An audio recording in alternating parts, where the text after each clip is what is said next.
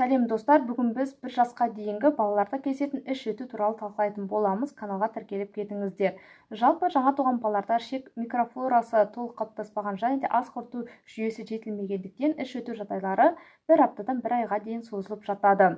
Негізінен диарея немесе іш өту дегеніміз ол күніне 4-5 реттен артық слиз араласқан сұйық нәрестің бөлінуі, сондай-ақ электролиттерді жоғалту, сусызданумен жүретін жағдай. Оның өзі себебіне қарай функционалды диарея, вирустық, бактериалдық және де улануға байланысты іш өтулер болып бөлінеді. Вирустық, бактериялық, яғни инфекциялық іш өтулер, олардың қоздырғыштары өте көп және де соған орай емдеу тәсілдері де әрқалай. Оны келесі сабақтарда талқылайтын боламыз. Бүгін біз талдайтын ол функционалды диарея, оның ішінде яғни негізгі себебі ол ішек диспепсиясы, басқаша сөзбен дисбактериоз жағдайын талқылайтын боламыз.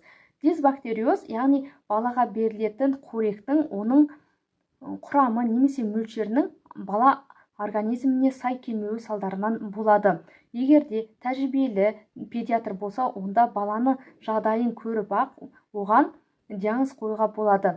Көбінесе дисбактериоз кезінде баланың көңіл-күйі жақсы болады, активный, ұйқысы тыныш, іш өту жағдайлары ояу кезінде ғана болады. Күніне 5-6 реттен 10 ретке дейін іші өтуі мүмкін. Әдетте дене температурасы көтерілмейді. Ал инфекциялық іш өту кезінде ол жедел басталуы мүмкін. Көпшілік жағдайда 90%-да жедел басталады. Температура байқалады 38-39 градусқа дейін, құсу жағдайлары болады. Ал дисбактериоз кезінде жаңа айтқандай температурасы көтерілмейді. Кейбір жағдайда қана 37 градусқа дейін көтерілуі мүмкін.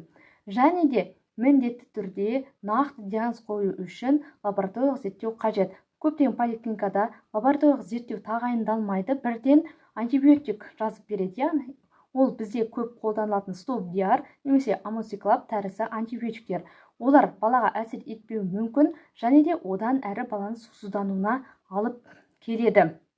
Сондықтан міндетті түрде капраларлық зерттеу жасаймыз. Сол кезде қорытындысы бойынша нәжісте аздаған мөлшерде лейкоциттер болады. Және де май қышқылдары анықталады, ал микрофлора дейміз, яғни инфекция қоздырғыштары анықталмайды. Бұл бізде жаңа айтып өткен ішек диспепсиясы немесе дисбактериоз салдарынан болады. Сондай-ақ баланың ішін басып көретін болса, уілдеген, гүрілдеген дыбыстар шығады. Оның бір жаман жағдайы бала сусыздануы мүмкін және де салмақтың жоғалтуына алып келеді. Енді балаға қалай көмектесеміз? Ол үшін егерде бала тек емізулі болса, аз-аздан жиі еміземіз. Яғни баланы тойдырмаймыз, алайда сусызданып кетуден сақтаймыз. Екінші, аралас тамақтануда болса, яғни сместе ішеді, емет, онда тек емізуді ғана қалдырған дұрыс. Ал егерде тек смес ішетін бала болса, онда сместі басқа түріне ауыстырамыз. Көбінесе бізде сүт қышқылды смес түрлері қолданылады. Ал 6 айдан асқан прикорм бастаған бала болса, жаңа тағам түрін баланың жағдай жасарғанша енгізбейміз. Яғни біз толығымен қоректі жөндеуіміз қажет. Жалпы осы дисбактериозға алып келетін жағдайлардың бірі, ең басты себептері ол біріншісі лактаза жетіспеушілігі және де сиыр белогына деген аллергия. Яғни ананың сүтінде лактоза болады. Ол лактозаны ыдырататын баланың организміне қажетті фермент ол лактаза. Осы екеуінің балансы бұзылған кезде балада іш өту жағдайы болады.